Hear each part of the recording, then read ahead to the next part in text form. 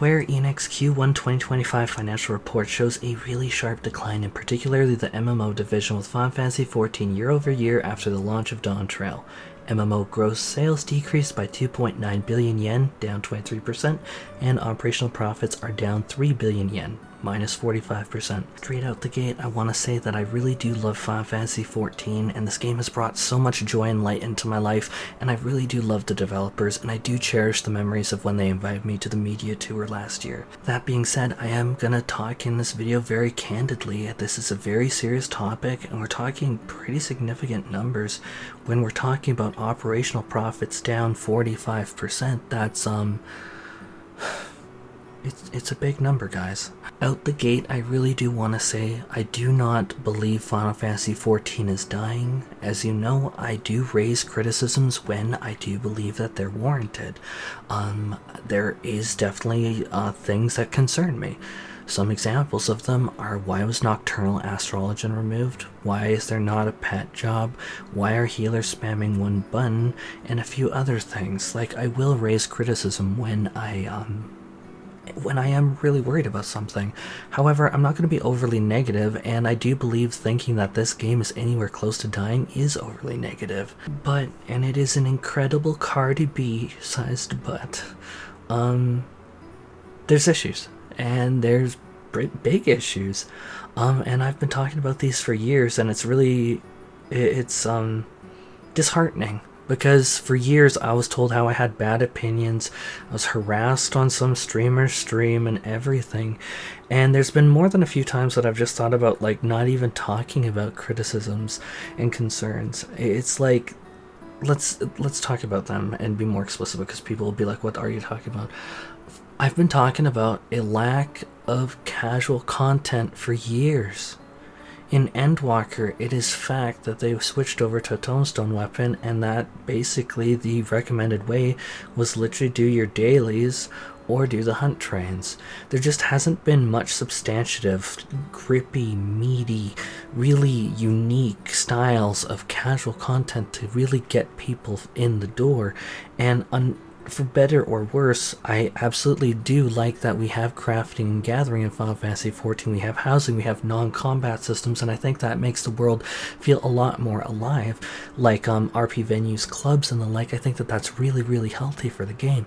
But when you talk to the average MMO player, a lot of them are just mostly interested in combat content. And while, yes, you can say that there have been attempts made, and I'm going to be the first person to credit it, things like Variant and Criterion, if we look originally at Variant, that was really, really, really easy, even by casual player standards. And one thing that people should really acknowledge about casual players is that these aren't stupid people. Mostly they are people who work full-time jobs. I personally know dentists, lawyers, doctors, and everything. This channel has truly been a gateway to make me meet so many amazing, wonderful people, and I really do mean that. And it's not something I take for granted. I really do appreciate that, and that's what honestly keeps me going on this channel. I can't tell you how many times I've thought about just fucking packing it up and quitting. But my point is, just because they're casual doesn't mean that they're stupid. It doesn't mean that they're inferior or anything. It just means that they're casual. Like, there's a lot of people who bought Elden Ring who you would probably argue is a casual player, yet they're still doing the bosses. My point really is, with that, is Variant was not gonna keep them in the game for long, and that when we went on the flip side to Criterion Savage, that was such a massive leap in difficulty that you lost a lot of people along the way. And as someone who has done, I haven't completed it, full admission, but has done the first few bosses of Aloe Island Savage, that's definitely a cut. But I'm going to say something spicy. I think that first boss, the Pride Fish, was probably actually harder than any of the Savage floors this tier. Or rather, I should say this expansion. Definitely the first tier. And that segues actually really nicely into my next point, that quantum difficulty, I really do believe, can help the game. That, for those who aren't familiar with it, Quantum is going to be introduced for the first time as the Deep Dungeon's final capstone boss. You can trade up to 40 of a particular sack of item, so like a type of currency basically, in order to make the boss more difficult. This not only scales up particular boss parameters, but this also will scale up the boss's mechanics. And this means that you get to really fine-tune your experience of the combat content and really see, basically, like, if you want to do a particular level of difficulty and that's where you're at, you with quantum content will be able to do that. And so when I think about 7.4, where apparently we're getting another variant in Criterion Dungeon, I think that that is incredibly healthy, and I hope that they make the quantum system in there too. This isn't the video to go into a long-winded discussion about quantum, but I really do believe that everyone, including the developers and including the shareholders, will benefit from quantum difficulty if it was introduced for everything. Like, say Miso Terminal, the brand new dungeon for 7.3, was added as a quantum difficulty. And obviously we'd need to start revisiting rewards, but again, not the video for it.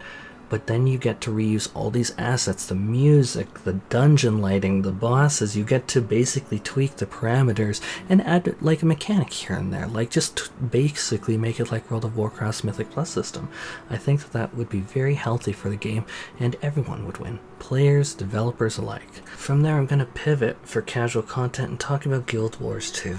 Not because I'm gonna try and push you to play that game in this video, although I do believe that everyone could benefit from having different experiences in different MMORPGs and realizing what I'm about to tell you.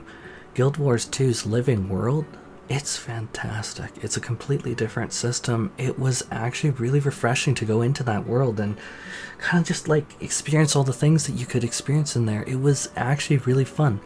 Like, I know that this is a very specific example, but I got their expansion of Secrets of the Obscure, which you can do the expansions out of order, and then I went to a map called Amnitas, and I'm going to put a little bit of footage here, and don't look or skip if you don't want to get too much spoilers, but through the open world there, you get these different, basically like fates, you could almost think about them, around, and then it combines into like multiple different fates that eventually combines into this incredibly massive world boss that is just beyond massive. Like, if you're looking at the footage right now, you know I'm telling you the truth. And honest to God, that's why there's Guild Wars 2 footage in the background, is because I really want to showcase this. And this is something that I really think that Final Fantasy XIV, I think that we'd benefit from the developers even playing it and taking notes and being inspired by this, because I say this as a player, I was inspired by this. Obviously, I'm not going to be speaking too much more on Guild Wars 2 on this channel, but I'm just bringing it up as an example of,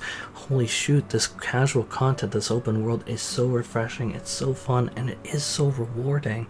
I hope that we can bring this to 14. I think that'd go a long way. Now, this is going to be a severely redacted version of it, but job homogenization and healer issues are very, very, very much on my mind. We've really hit the point where when people did come at me and they quoted me, which I do stand by what I say, they were like, Cole, why did you say that you found Eureka more fun than Occult Crescent? Eureka, by all objective measures, was older content, it had less class systems, and yet I hear you talking about Phantom Jobs and talking about how Phantom Ranger's 2-minute cooldown's boring.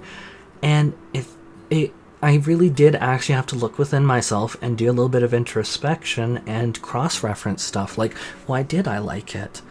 Well, it's gonna be very much anecdotal, but I'm gonna tell you, I'm a scholar player. They killed my pet class, which was Summoner, in Endwalker.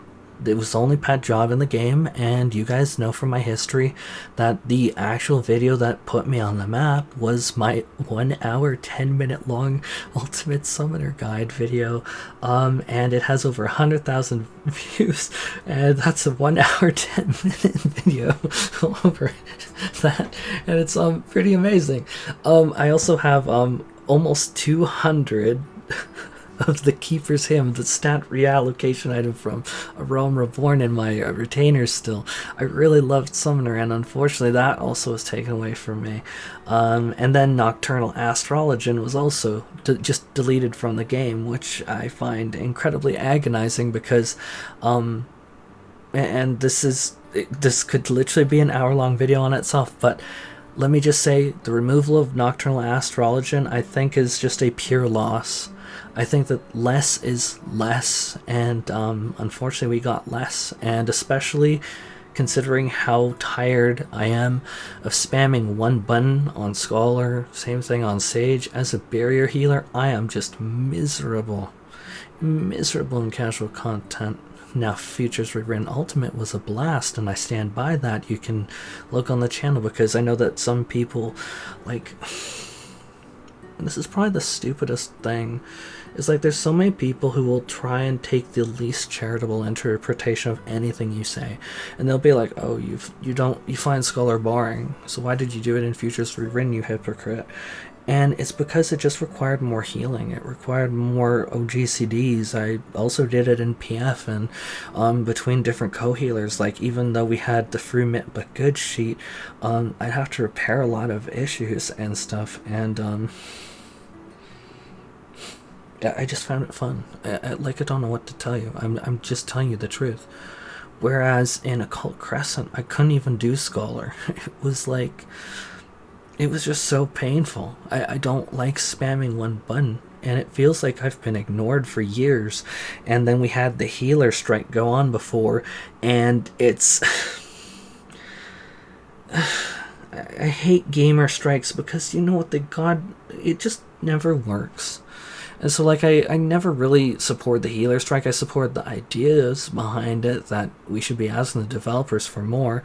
Remember also that during the media tour that I attended, that I found out that Sage could stack their AoE damage over time effect with their single target. That was removed, and now they just overwrite one another. You can't stack that. And it's such a small thing, but it made such a difference, because we're literally spamming one button. And it hurts, bro. It really just hurts. And then you look at recent changes like the Black Mage rework. Black Mage used to have a 200-page PDF book on it, bro. And now I guess that the real trick is that you use transpose before you use your fire proc, or that their AoE rotation is literally flare, transpose, freeze, lightning, or xenoglossy, and then transpose, flare. Like, that's literally it. And you aren't even using the filler skills, which was why I personally was surprised in the patch notes that Black Mage didn't have their AoE rotation adjusted, because it feels janky and unintentional, if I'm honest. And then the one that is really near and dear to my heart is the Summoner rework. It was the only pet job in the game, and it was also the premier dot job in the game. And while I don't think that say especially Scholar actually should never have a return to form where we're clear stance dancing, and then we're applying it was like 4 or 5 different damage over time effects on a target, and then spamming, I think in AoE it was like Blizzard 2. I don't think we should go back quite that far, but I do believe it was such a shame, especially for Summoner as a DPS. Let's focus on Summoner here, I apologize. It was such a shame to see the one pet job in the game, and it was a fully fledged pet job, and in spite of what everyone says, nobody called Summoner Gimp. Nobody called Summoner bad. Summoner was incredibly powerful, and I find it crazy the way that people are revising history, but I digress. But it's the only time I've ever seen Summoner be locked out of an ultimate is current day. Futures Rewritten Ultimate. This is the first time. Pre-rework Summoner was not ever locked out of T groups. I never remember that. Or UCOB or UU. But my main point of this was we took a unique pet class and we collapsed it down.